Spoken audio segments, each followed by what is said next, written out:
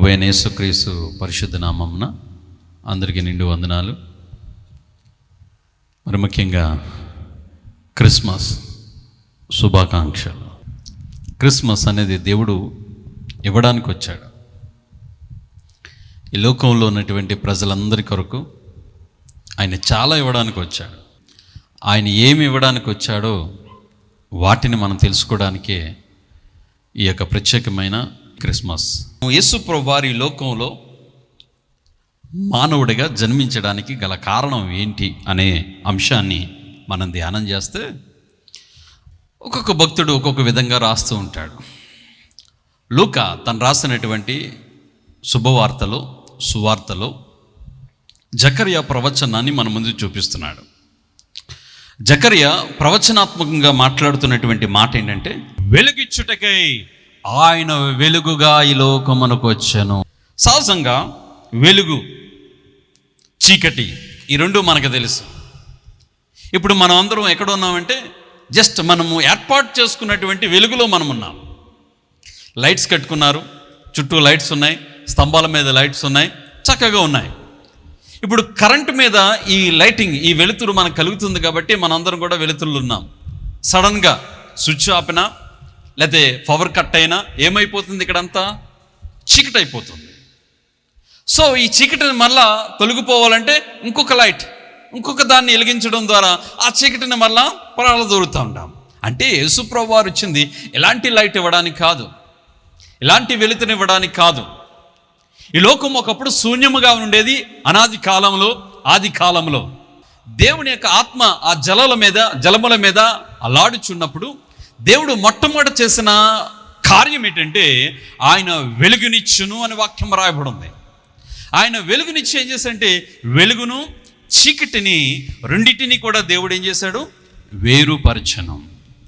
4వ దశలో అనగా 4వ దినాన్ని ఏం చేశాడంటే పగటిని ఏలుటకును ఒక జ్యోతిని, రాత్రిని ఏలుటకును ఒక జ్యోతిని, కొన్ని జ్యోతులను దేవుడు ఏర్పాటు చేశాడు. అదే ఈరోజు సూర్యుడు, చంద్రుడు, నక్షత్రములు. ఇవి వాటిని మనకు వెలుగునిస్తున్నాయి. చీకటిలో వెలుగు చూడడానికి అప్పట్లో ఏం చేసేవారంటే కిరోసిన్ ద్వారానో, ఆయిల్ ద్వారానో, లేకపోతే చర్మపు చుట్టాల ద్వారానో కాగడాలను కానీ వెలిగించుకుని ఆ వెలుతురులో చదివేవారు, వెలుతురులో రాజ్యాన్ని పాలించేవారు, వెలుతురులో వారి యొక్క జీవితాలు లేకపోతే వారి యొక్క నడవడికను నడిచేవారు. ఒకసారి క్రైస్తవ కుటుంబంలో పెరిగినటువంటి థామస్ ఎడిసన్ ఒకరోజు దేవుని మందిరంలో కూర్చొని దేవుని వాక్యం వింటున్నాడు. దేవుని సేవకుడు యోబు గ్రంథం మీద ఉపదేశం చేస్తున్నాడు. ఆయన ఉపదేశం చేస్తున్నప్పుడు ఆ యోబు గ్రంథం నుంచి మాట్లాడుతూ దేవుడు చీకటిలో వెలుగు కలగచేయవాడు అనే మాటను ఆయన దేవుని సేవకుడు ద్వారా మాట్లాడిస్తున్నప్పుడు థామస్ ఎడిసన్ అక్కడ ఉన్నటువంటి వ్యక్తి ఆ మాటను తను ఆలోచింపజేసింది. దేవుడు చీకటిలో ఉన్నప్పుడు మనకు వెలుగు కలగజేస్తాడు, రైట్, బాగానే ఉంది. మరి ఈ లోకంలో కూడా కావలసిన వెలుగు కావాలి కదా. తన చిన్నప్పుడు ఎందుకు పనికి రానివాడని బయటికి పంపించిన ఆయన మెల్లిమెల్లిగా తల్లి ఒడిని బడిగా చేసుకుని చదివి మంచి ఉన్నత విద్యాభ్యాసాన్ని అభ్యసించాడు, మంచి స్థానంలో ఉన్నాడు. ఎప్పుడైతే ఈ మాటను తను ఆలోచింపజేసింది, అన్వేషించడం ప్రారంభించింది. తన సొంతంగా ఉన్నటువంటి ల్యాబ్లోనికి వెళ్ళాడు. ల్యాబ్లోనికి వెళ్ళి పరీక్షించగా శోధించగా బల్బును కనుక్కున్నాడు. ఆ రోజు నుంచి కూడా మనందరం కూడా ఈ వెలుగును మనం చూడగలుగుతున్నాం. కానీ యేసు ప్రభువు వారు వచ్చింది ఈ సూర్యుడిచ్చే వెలుగు, చంద్రుడిచ్చే వెలుగు, నక్షత్రాలు ఇచ్చే వెలుగు, లేకపోతే మనం సృష్టించుకున్నటువంటి ఈ వెలుగును కాదు. నీ జీవితంలో వెలుగునివ్వడానికి ఆయన ఈ లోకమునకు వెలుగై వచ్చాడు. చాలా మంది కనబడతాం, బయటికి సంతోషంగానే కనబడతాం, నవ్వుతూనే కనబడతాం, నవ్వుతూ పలకరిస్తుంటాం, నవ్వుతూ మాట్లాడుతుంటాం, సరదాగా ఉంటాం. కానీ లోపట ఆవేదనలు, లోపట దుఃఖములు, లోపట సమస్యలు, కన్నీలు, వేదనలు, అంటే లోపట మన జీవితంలో చీకటి పనిచేస్తూనే ఉంటుంది. చీకటిలో ఉంటూనే వారంగా ఉంటున్నాం. చాలా మంది దురాత్మ శక్తుల ద్వారా చాలా గృహాల్లో చీకటి అలుముకుంటుంది, మన హృదయాల్లో చీకటి అలుముకుంటుంది, మన జీవితం అంతా కూడా చీకటిమయమై ఉంది. మన జీవితాల్లో ఉన్నటువంటి చీకటిని దేవుడు ప్రాలదోవడానికి యేసు క్రీస్తు వారు ఈ లోకానికి వెలుగై వచ్చాడు, వెలుగుగా వచ్చాడు. ఆ వెలుగును ఈరోజు మనము స్వీకరించలేకపోతున్నాం. ఈ క్రిస్మస్ యొక్క ముఖ్య ఉద్దేశం ఏంటంటే వెలుగు మన మధ్య ఉన్నది, కానీ ఆ వెలుగును చాలామంది ఏం చేయట్లేదట, గ్రహించటం లేదు. ఈ లోకములో ఎంతమంది చీకటిలో ఉన్నారు, ఎంతమంది ఆ చీకటి ఆవేదనలో ఉన్నారు, వారందరికీ వెలుగునివ్వడానికి లోకానికి వచ్చాడు. అయితే చాలామంది ఆయన వెలుగులోనికి వస్తున్నారట, కానీ చాలామంది ఏం చేస్తున్నారట, ఆ వెలుగును గ్రహించటం లేదు, ఇంకా చీకటిలోనే జీవించాలనుకుంటున్నారు. ఈ లోకంలో సమస్తము కలిగి ఉన్నాం, ధనం ఉంటుంది, అదేవిధంగా మంచి ఆస్తిపాస్తులు ఉంటాయి, కారులు ఉంటాయి, మిద్దులు ఉంటాయి, మేడలు ఉంటాయి, అన్నీ కలిగి ఉంటాము. కానీ మన జీవితంలో ఎక్కడో ఒక చీకటి, ఎక్కడో ఒక ఆవేదన, మన జీవితంలో సమాధానం లేకపోవడం, నెమ్మది లేకపోవడం, కుటుంబం ద్వారా కానివ్వండి, అనారోగ్య పరిస్థితుల ద్వారా కానివ్వండి, పిల్లలు లేరి లేకపోతే పిల్లల ద్వారా కానివ్వండి, కుటుంబ వ్యవస్థ ద్వారా కానివ్వండి, అపనమ్మకము ద్వారా కానివ్వండి, ఎన్నో ఎన్నో ఎన్నో మన జీవితాలు వీటిని కలిచివేస్తూ ఉంటాయి. యేసు ప్రభువారి లోకంలో ఆయన జన్మించడం అనేది అప్పటికప్పుడు జరిగింది కాదు, ఎప్పటి నుంచో ప్రవచనాత్మకం.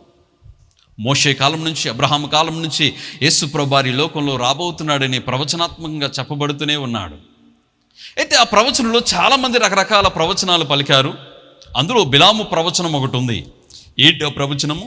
సంఖ్యాకాండం మనం చూసినట్లయితే 24వ అధ్యాయము 15వ వచనంలో, యాకోబులో నక్షత్రము ఉదయించును. ఈ ప్రవచనం కొన్ని వేల సంవత్సరాల క్రితం వచ్చింది. నక్షత్రము అనగా వెలుగునిచ్చేది. ఎందుకు మనం స్టార్స్ పెట్టుకుంటాం? స్టార్ యొక్క ముఖ్య ఉద్దేశం ఏంటంటే, ఆయన ఈ లోకంలో జన్మించిన వెంటనే ఆకాశంలో ఒక నక్షత్రం వెలిగింది. ఆ నక్షత్రం ఎలాంటిదంటే, కని విని ఎరగనట్టుది, అంటే ఎన్నడూ చూడనటువంటిది, ఎప్పుడునూ పుట్టినటువంటిది, శాస్త్రజ్ఞులు కానీ ఈ లోకంలో ఉన్నటువంటి అనేక జనాంగానికి అంతుపట్టినటువంటిది, కొత్తది. ఆ నక్షత్రం ఏం చేస్తుందంటే గొప్ప వెలుగునిస్తుంది. ఒక సూచన. ఏంటి ఆ సూచన? ఈ భూలోకములో ఎవరో ఒక జగద్రక్షకుడు ఈ లోకంలో ఉదయించాడు. జ్ఞానులైనటువంటి వారు హేరోదు మహారాజు దగ్గరకు వచ్చి ఒకటి అడుగుతున్నారు. ఏమడుగుతున్నారు తెలుసా? అక్కడ మేము ఆయన నక్షత్రమును చూసి ఇక్కడికి వచ్చాం. ఎవరి నక్షత్రం అని రాయబడింది అక్కడ? ఆయన నక్షత్రము. నా ప్రియమైన దేవుని బిడ్డలారా, ఈ లోకములో ఆయన నక్షత్రాన్ని పోల్చబడింది. యేసు ప్రభువారి జననం తర్వాత రాయబడినటువంటి ఒక మాట. ఇది ఒకప్పుడు ప్రవచనాన్ని వినిపించాను, యెషయా ప్రవచించినటువంటి ప్రవచనం, తర్వాత జకరియా నోట నుంచి వచ్చినటువంటి ప్రవచనం. ఇప్పుడు ఆ ప్రవచనం నెరవేర్పుతో యెషయా ప్రవచనాన్ని ఇక్కడ చూపిస్తూ ఏమన్నాడంటే, జెబులూను, నఫ్తాలి, అన్య ప్రాంతము, మరి సముద్ర తీరములో ఉన్నవారు, మరి ముఖ్యంగా గలిలయలో ఉన్న వారందరి జీవితాలలో ఏమైందట? చీకటిలో మరణ ఛాయలో కూర్చున్న వారు గొప్ప వెలుగును చూసిరి. ఎవరండి ప్రజలందరూ అంటే, ఒకప్పుడు వెలుగు లేనటువంటి వారు, ఒకప్పుడు పనికిరానటువంటి వారు, ఒకప్పుడు నిష్ప్రయోజులు, దేనికి పనికిరానటువంటి ప్రాంతాలు ఇవి. సొలొమోను దేవుని మందిరం కడుతున్నప్పుడు హేరాము రాజు కొంత బహుమానాన్ని ఇచ్చాడు మందిరం కొరకు. సొలొమోను తిరిగి రిటర్న్ గిఫ్ట్ ఇచ్చాడు. ఏంటంటే తన రాజ్యంలో ఒక భాగాన్ని తనకు రాసిచ్చాడు. ఆ భాగమే గలిలయ. 20 పట్టణాలు ఇచ్చినప్పుడు ఆ 20 పట్టణాలు ఎలా ఉన్నాయంటే ఎందుకు పనికిరానటువంటి పట్టణాలు. దానికి ఒక పేరు పెట్టాడు హేరాము రాజు, కాబుల్, అంటే నిష్ప్రయోజనమైనది, దేనికి పనికిరానటువంటి ప్రాంతాలు. చాలామంది రాజులు వస్తున్నారు. వచ్చిన తర్వాత వచ్చిన రాజులందరూ ఏం చేస్తున్నారంటే, వీరి ద్వారా మనకి ఏమైనా లాభం ఉందా, ఏమైనా ఇన్కమ్ ఉందా, వీరి ద్వారా ఏమో ఉపయోగం ఉందా అని చూస్తున్నారు. కానీ ఏ ప్రభుత్వం వచ్చినా ఆ ప్రభుత్వం ఈ ప్రాంతంలో ఉన్న వారు ఎవరిని కూడా పట్టించుకోవటం లేదు, వదిలిపెట్టి వెళ్ళిపోతున్నారు. వారు ఆశతో ఎదురు చూస్తున్నారు. ఎప్పుడు మా జీవితాలు మారుతాయి, ఎప్పుడు మా బ్రతుకులు మారుతాయి, ఎప్పుడు మా జీవితాలు వెలుగులు వస్తాయి, ఎప్పుడు మా జీవితంలో ఆనందం వస్తుంది, సమాధానం వస్తుంది. ప్రవక్త వచ్చాడు యెషయా, ఇదిగో ఓ గలిలయ ప్రాంత ప్రజలారా, సముద్ర తీర ప్రాంతంలో ఉన్న ప్రజలారా, నఫ్తాలి, జెబులూను, అక్కడ ఉన్నటువంటి ప్రాంత ప్రజలారా, మీకు ఒక గొప్ప శుభవార్తను మీకు తెలియజేస్తున్నాను. ఇదిగో ఒకనొక కాలంలో ఒక నక్షత్రం ఈ లోకంలో ఉదయించబోతుంది. ఒకనొక కాలంలో ఆయన వెలుగుగా ఈ లోకానికి రాబోతున్నాడు. ఒక రాజు రాబోతున్నాడు, యూదుల రాజు రాబోతున్నాడు, మెస్సియా రాబోతున్నాడు. ఆయన ఎప్పుడైతే ఈ లోకానికి వస్తాడో మీ జీవితములన్నీ కూడా మార్చివేయబడతాయి, మీ జీవితాలన్నీ కూడా మార్పు చెందుతాయి. ప్రవచనం వచ్చింది. నెరవేర్పు కొరకు ఎదురు చూస్తున్నారు.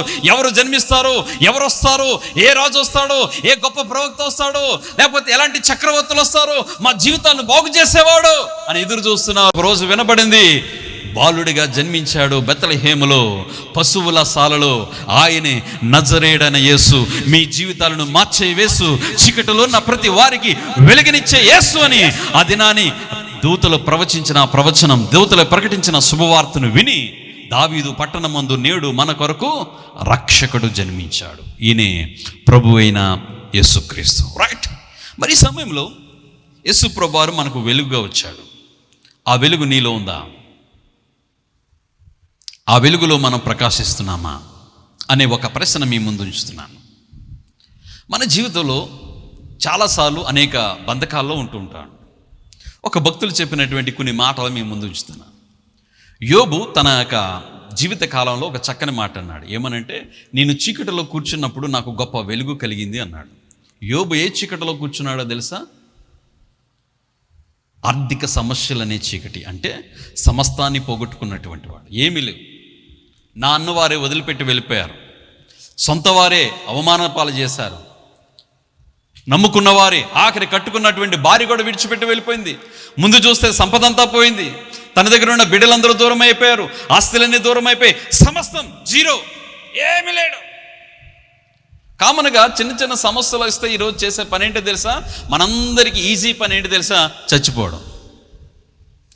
ఈరోజు ఒక ఫ్యాషన్ అయిపోయింది చాలామందికి.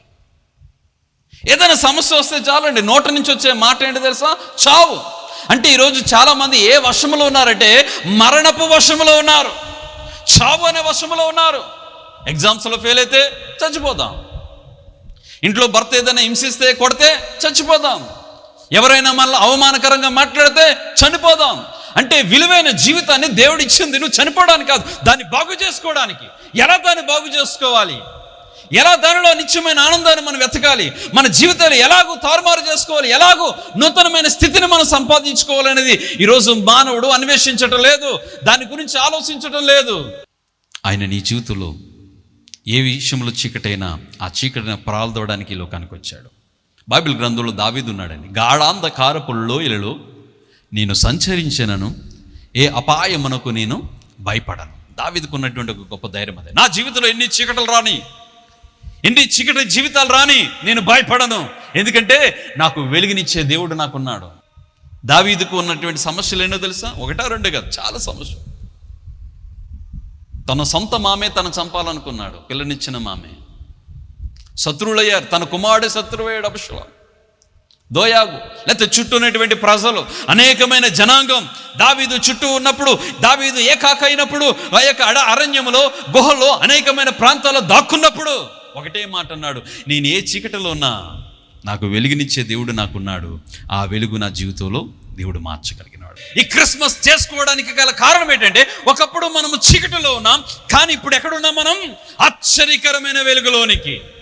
కిందన వాక్యం రాయబడింది, వెలుగు ఫలమును ఆయన ఇవ్వడానికి. అంటే మన జీవితంలో వెలుగునివ్వడమే కాదు, వెలుగు ఫలాన్ని ఇచ్చాడు, వెలుగు జీవితాన్ని ఇవ్వడానికి ఆయన లోకానికి వచ్చాడు. నా ప్రియమైన దేవుని బిడ్డలారా, మన జీవితాలను మార్చగలిగిన వాడు ఆయనే. మనకందరికీ తెలిసినటువంటి ఒక భక్తుడు ఉన్నాడండి, పౌలు గారు. పౌలు గారి జీవితం మామూలు జీవితం కాదు. ఆయనను మనం మాట్లాడే కొన్నది, ఆయన గురించి ఆలోచించే కొన్నది ఎన్నెన్నో తలంపులు వస్తుంటాయి. ఆయనకు ఉన్నటువంటి ఒక మాట ఏంటంటే, నేను ఏమై ఉన్నానో అది దేవుని కృప వలన మాత్రమే అనే మాట. నేనేమై ఉన్నానో అది దేవుని కృప వలనే. పౌలు గారిని మనం అడగచ్చు, ఏంటి పౌలు గారు ఎప్పుడు చూసినా కృప కృప కృప అంటారు కదా, ఏంటి మీ జీవితంలో ఏం కలిగింది కృప? దేవుడు ఏమిచ్చాడు మీకు అని పౌలు గారిని ప్రశ్నిస్తే, పౌలు గారు చెప్పే సమాధానం ఏంటో తెలుసా? నా జీవితంలో ఈ కృప రావడానికి, నా జీవితంలో ఈ ఆనందం రావడానికి, నా జీవితంలో సమాధానం రావడానికి, నా జీవితం మారడానికి, సంపూర్ణంగా మారడానికి, దేవుని తన సొత్తుగా నా సొత్తుగా మార్చుకోవడానికి కొన్ని కారణాలు ఉన్నాయి. ఏంటంటే, నేను ఆయన సొత్తుగా మార్చడానికి ఒక బలమైన కారణం ఏంటంటే, నేను దమస్కు మార్గములో ప్రయాణం చేసుకుని వెళుతున్నప్పుడు, దేనికి వెళుతున్నానో తెలుసా? ఎవరైతే ప్రార్థన చేస్తున్నారో, ఎవరైతే క్రైస్తత్వాన్ని అనుసరిస్తున్నారో, ఎవరైతే యేసుక్రీస్తును కొలుస్తున్నారో వారందరినీ చంపడానికి నా ప్రాణాధారముగా, నాకు యాంబిషన్ అనగా ఒక డివోషన్గా, నాకు ఒక గోల్గా దాన్ని ఎన్నుకొని అధికార పత్రాలు తీసుకుని యెరూషలేములోనికి వెళుతున్నప్పుడు, ఆ సమయంలో దేవుడు నాతో మాట్లాడాడు. దేవుని యొక్క స్వరం నాతో మాట్లాడింది అంటే, గొప్ప వెలుగు నన్ను కమ్మగా. ఆ వెలుగు ఎలా ఉందంటే, నేను చూడలేనటువంటి గొప్ప వెలుగు. ఆ వెలుగును చూసినప్పుడు 3 దినాలు నాకు కళ్ళు కనబడలేదు, కళ్ళు పోయాయి, పొరలు కమ్మేశాయి, గుడ్డివాడినైపోయాను, ఏమి చూడలేని వాడిని అయిపోయాను. ఆ వెలుగులో నుంచి దేవుని యొక్క పరలోకపు వెలుగును చూశాను నేను, పరలోకపు స్వరాన్ని విన్నాను నేను, పరలోకపు దర్శనాన్ని చూశాను. అదేవిధంగా పద్మాసు దీవులో ఉన్నటువంటి యోహాను ఆ యొక్క ప్రకటన గ్రంథాన్ని రాయక మునుపు ఏం చేశాడంటే, అతను రాస్తున్నటువంటి ప్రకటన గ్రంథంలో దేవుని యొక్క కోటి సూర్యుల కాంతి అయినటువంటి ఆయన తేజస్సును చూడగానే, ఆ వెలుగును చూడగానే చచ్చిన వాని వలే కింద పడిపోయి ఉన్నానని వాక్యం రాయబడుతుంది. ప్రాముఖ్యంగా మనం చూసినట్లయితే ఈ పౌలు గారు ఏమైనా సామాన్యమైన వ్యక్తి అండి? మునుపుడు జీవితం చూసినట్లయితే పౌలు గారు ఎలాంటి జీవితం జీవించాడు? ఆయన అంటాడు కదా, పాపుల్లో ఎవరైనా అంటే ప్రధానమైన పాపం నేనే, దుర్మార్గుడును, దుష్టుడును, హంతకుడును, నరహంతకుడును. ప్రతి నా జీవితంలో మంచిదంటూ ఏ లేదు. నా దగ్గర చదువు ఉంది, ధనం ఉంది, ఐశ్వర్యం ఉంది, కానీ నా జీవితంలో మంచిదనమే లేదు. బహు భయంకరంగా జీవించాను. ఒకప్పుడు భయంకరమైన నరహంతకుడిగా ఉన్నాను, ఒకప్పుడు నేను నీచుడిగా ఉన్నాను, దుర్మార్గుడిగా ఉన్నాను. ఎప్పుడైతే నన్ను ఆ యొక్క పరలోకపు వెలుగు నన్ను కలుసుకుందో, నేను ఎలా మారిపోయాను తెలుసా? దేవుని యొక్క స్థితిలోనికి నేను మార్చబడ్డాను, దేవుని యొక్క కృపలోనికి మార్చబడ్డాను. సౌలుగా నా జీవితం పౌలుగా మార్చబడింది. యేసు ప్రభువారి లోకంలో వెలుగుగా వచ్చింది మన జీవితాలను మార్చడానికమ్మా, మన బ్రతుకులను మార్చడానికి, మన జీవితాల్లో కొత్త వెలుగులను ఆయన వెలిగించడానికి. కొత్తది అనేది చాలా ఇష్టం మనకి. క్రిస్మస్, నూతన సంవత్సరం వస్తుంది కదా, కొత్త బట్టలు, కొత్తవి, కొత్త వాగ్దానాలు, కొత్త మాటలు. ఎస్, మన జీవితాలు ఈ క్రిస్మస్ నూతన సంవత్సరంలో సమస్తము దేవుడు నూతనంగా మార్చును గాక. నక్షత్రం ప్రకాశిస్తుంది అని చెప్పాను. ఇంకొకటి, నక్షత్రంలో ఉన్నటువంటి మరొక గుణం ఏంటంటే వెలుగునిచ్చే గుణము.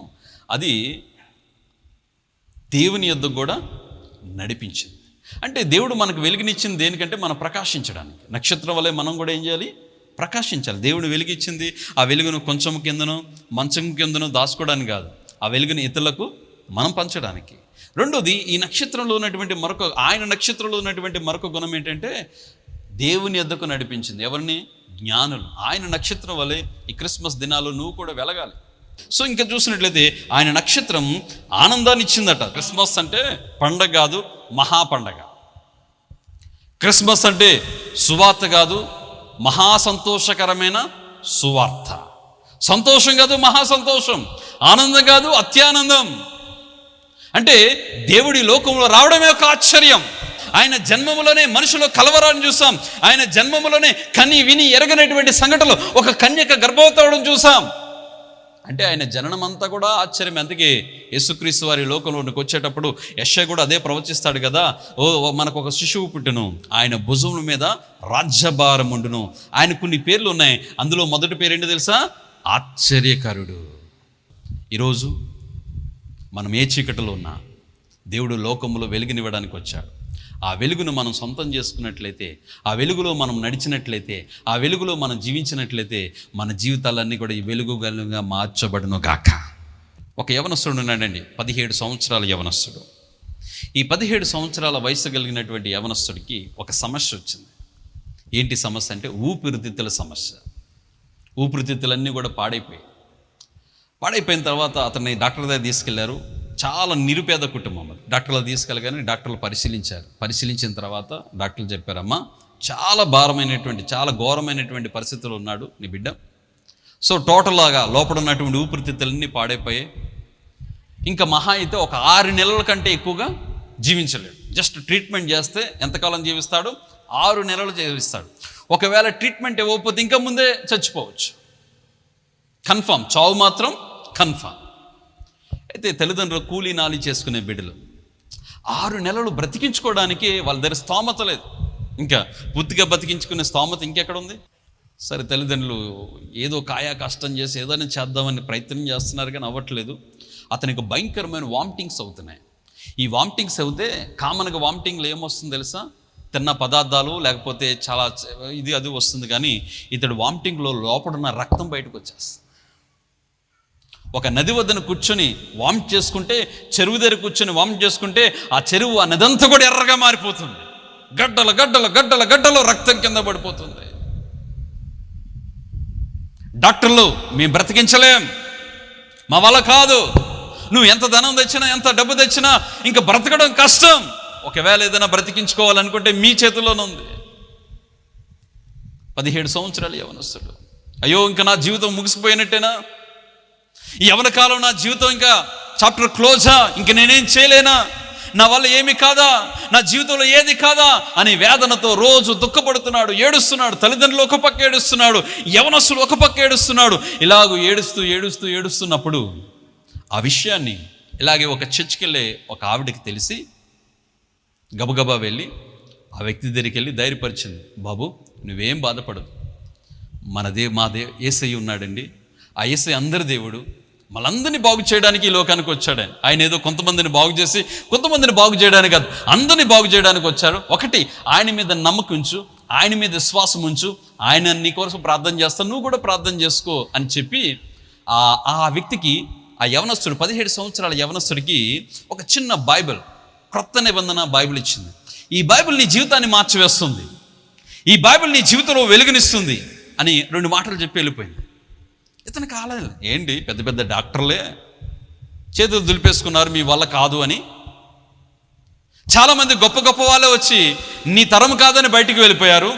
ఈ చిన్న బైబిల్, ఈ చిన్న బుక్ నా జీవితాన్ని మార్చేస్తుందా, నాకు వెలుగునిస్తుందా అని ఒక ప్రశ్న వచ్చింది. సరే, చావు బ్రతుకుల్లో ఉన్నాను కదా, ట్రై చేద్దాం అని చెప్పి బైబిల్ని వెతకడం ప్రారంభించాడు.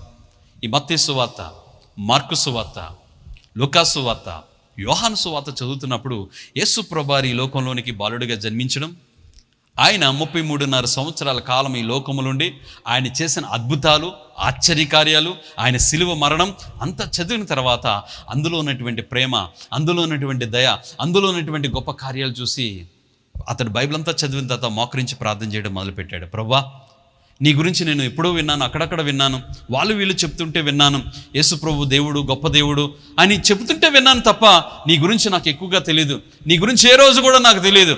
అయ్యా, ఇదిగో నేను ఎలాంటి పరిస్థితులు ఉన్నా నీకు తెలుసు కాబట్టి నన్ను బాగు చేయగలిగిన వాడు నీవే, నువ్వు నన్ను స్వస్థపరచగలిగిన వాడు నీవే అని ఈ బుక్లో ఉంది, ఈ బైబిల్లో ఉంది. సో ఈ బైబిల్ ఆధారంగా నీ యొద్ద ప్రార్థన చేస్తున్నాను ప్రభు అని ప్రార్థన చేసినప్పుడు వెంటనే ఆ ప్రదేశం అంతా ఏమైపోయిందంటే ఒక గొప్ప వెలుగు వచ్చేసిందట. ఆ గది అంతా కూడా చాలా పెద్ద వెలుగు, ప్రకాశమానమైన వెలుగు. ఈ కళ్ళు తెరవగానే అర్థం కాలేదు ఎక్కడున్నా నేను, ఏ పరిస్థితుల మధ్య ఉన్నాను, ఎవరున్నానో అర్థం కాలేదు. ఆ వెలుగులోంచి తెల్లటి వస్త్రాలు దగ దగ దగ దగ దగ మెరిసిపోతున్నటువంటి తెల్ల వస్త్రాలు ధరించుకున్నటువంటి ఒక వ్యక్తి కనపడ్డాడు. ముందుకు వచ్చాడు. ముందుకు వచ్చిన తర్వాత వెంటనే లేచి అడిగాడట, హూ ఆర్ యు, నువ్వెవరు, నా గదిలోనికి వచ్చావు, నువ్వు ఎవరు అంటే, నువ్వు బైబిల్లో చదువుతున్న ఆ యేసును నేనే అన్నాడు. చప్పలు కొట్టి దేవుని నామాన్ని ఆరాధిద్దాం. హల్లెలూయా. ఆ బైబిల్లో చదువుతున్న యేసును నేనే. ఇదిగో నేను ఈ రాత్రి నిన్ను స్వస్థపరుస్తున్నాను. వైద్యాలకు అసాధ్యాలు, ఈ లోకములు అన్నిటికీ అసాధ్యాలు ఉన్నాయని చెప్పారు కదా, ఈ రాత్రి నిన్ను స్వస్థపరుస్తున్నాను. నీవు నాకు వెలుగుగా జీవించు, ప్రపంచమంతా తిరిగి నా కొరకు ప్రకటించు, నా నామాన్ని ప్రకటించు అని చెప్పి అక్కడి నుంచి అదృశ్యమైపోయాడు. అయితే దేవుని బిడ్డలారా, ఆ వ్యక్తి, ఆ 17 సంవత్సరాల వయసులో ఉన్నటువంటి యవనస్తుడు ఆ రోజు ఆ యొక్క దర్శనాన్ని పొందుకుని, ఆ దర్శనం చూసి ఆ వ్యక్తి తాకి వెళ్ళిన తర్వాత ఉదయానికల్లా తనలో ఉన్నటువంటి జబ్బంతా మాయమైపోయింది. ఆ వ్యక్తి ఆ రోజు వెలుగును పొందుకున్నాడు. ఆ వెలుగును తనకుంచలేదండి, ప్రపంచమంతా తిరిగి ఆ వెలుగును ప్రకటించాడు. ఆయన ఎవరో కాదు, పాల్ యాంగిచో. కొరియా దేశానికి ఉజ్జీవాన్ని ఇచ్చినటువంటి వ్యక్తి. కొరియా దేశంలో తన సంఘమే సుమారు 10 లక్షల మంది సభ్యులతో కూడినటువంటి సంఘం, అతిపెద్ద సంఘం ఏదైనా ఉందంటే ఒకటే ఒకటి సంఘం, అదే పాల్ యాంగిచో గారి యొక్క సంఘం. అలాంటి గొప్ప సంఘాన్ని ఆయన స్థాపించి ఈ ప్రపంచంలో ఉన్నటువంటి అన్ని దేశాలకు వెళ్ళి ఒకటే సువార్త, నా జీవితానికి వెలుగునిచ్చిన దేవుడు నీ జీవితానికి వెలుగునిస్తాడు, నా జీవితాన్ని మార్చిన దేవుడు మీ జీవితాన్ని మారుస్తాడు. నా జీవితం మార్చింది ఏంటో తెలుసా? ఇదే బైబిల్. నేను ఏ రోజు చర్చ్కి వెళ్ళలేదు, ఎక్కడికి పోలేదు, ఎవరి దగ్గరికి పోలేదు. ఈ బైబిల్ నేను చదివాను, ఈ బైబిల్లో ఉన్నటువంటి విషయాలు నేను చదివి విశ్వసించాను, దేవుని మీద ఆధారపడ్డాను, మోకరించాను, యేసు ప్రభువారికి నా జీవితం ఇచ్చాను, నాకు వెలుగునిచ్చాడు. ఆ వెలుగుని ఈరోజు ఏం చేస్తున్నాను తెలుసా? అనేకులకు నేను ప్రకటిస్తున్నాను. ప్రపంచ దేశాలన్నీ తిరిగి ఆ వెలుగును ప్రకటించాడు. స్టిల్ ఇప్పటికీ కూడా ఆయన జీవించే ఉన్నాడు. ఆయనకు సుమారు వయసు 85 సంవత్సరాల పైన ఉండొచ్చండి ఆయన వయసు. ఆ రోజు నుంచి 17 సంవత్సరాల వయసు నుంచి ఈ రోజు వరకు కూడా ఏనాడు రోగాన పడిన వారు లేదు. ఏ రోజు కూడా మళ్ళీ ఆ రోగం వెనక రాలేదు. చెప్పారు 6 నెలల కంటే ఎక్కువగా నువ్వు జీవించలేవు. మీరు భేదవాళ్ళు కాబట్టి ట్రీట్మెంట్ చేసుకోలేరు కాబట్టి మహా అయితే ఒక 3 నెలలు బ్రతకచ్చేమో. 3 నెలలు కాదు, సుమారు 80 సంవత్సరాలు పైగానే బ్రతికాడు. బ్రతకడమే కాదు, అనేక జీవితాలను వెలిగించాడు.